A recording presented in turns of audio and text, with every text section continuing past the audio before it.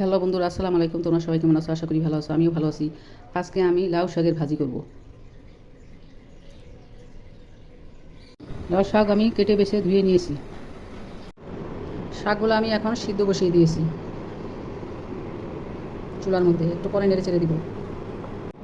ঢাকনা উঠে শাকটা নেড়ে চেড়ে দিই।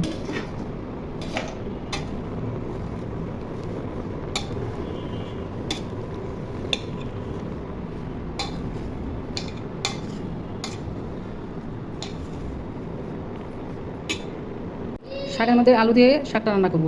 আলুগুলো দিয়ে দিব শাকের মধ্যে। এখন ঢেকে দিব। লবণ দিয়ে দিব। লবণ দিয়ে ঢেকে দেব। ঢাকনা উঠে দেখি।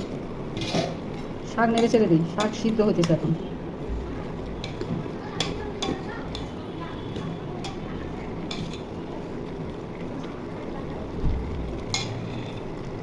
তেল গরম হয়ে গেছে, একটা শুকনো মরিচ ফোড়নে দিব।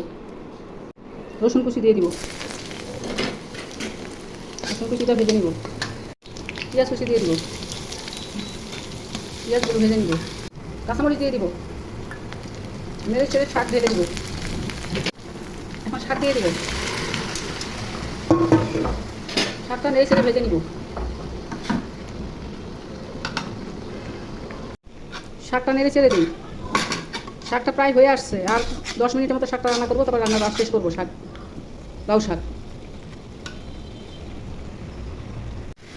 লাউ শাকের ভাজি হয়ে গেছে। রান্নাটা ভালো লাগলে একটা লাইক দিও। আমার ইউটিউব চ্যানেলটা সাবস্ক্রাইব করে আমার ফেসবুক পেজ ফলো করো। কথা হাফেজ, বাবা। নতুন কোনো রান্নার রেসিপি নিয়ে আবার আসবো।